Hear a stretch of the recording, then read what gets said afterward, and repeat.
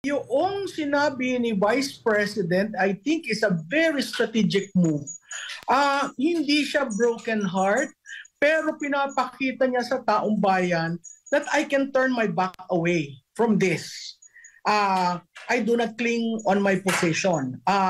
Those are two principles na makikita mo na certain siya. Pero nung sinabi niyang ako'y tatakbo, hindi naman niya sinabi sa anong posisyon, pero sa 2025, makikita mo maraming bumalik sa planning board nila dyan sa announcement na yan. In fact, alam ko yung isang grupo nagkaroon ng crisis meeting at essentially tinitingnan lamang ano ba ang impact nito. Kasi hindi niya sinabi ko anong posisyon. Ako, ang sense ko, kung tatakbo siyang senador sa 2025, pwede pa rin siyang tumakbo sa 2028. Kasi matalo man siya manalo, pwede siyang bumalik sa Senado.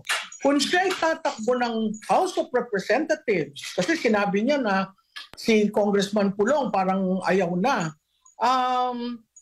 magandang galawan yon kasi essentially ang sinasabi niya sa next 3 years, baka ako wala sa inyo.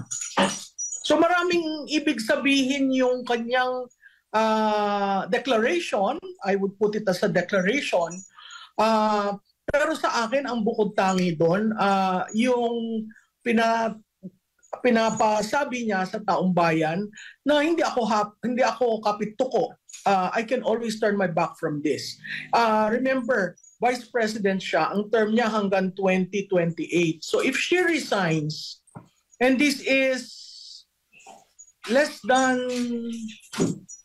4 years, kung sino man yung i-appoint ng Pangulo, kung sakali mag-resign, hindi makakatakbo ng 2028. Historically, ang Pangulo kumukuha dun sa Senado.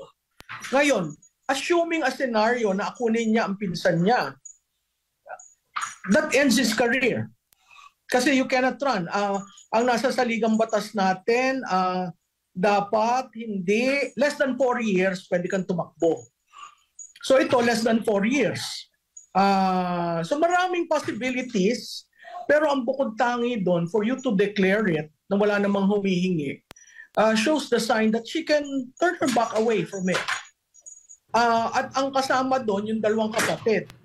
So makikita mo independent rin yung tatay, no? Yung statement ni President Duterte. So yung Duterte, sabi nila spend force. Dahil sa announcement na yan kagabi, lahat sa political establishment nagkagulo. So ako ang baraha nasa mga Duterte.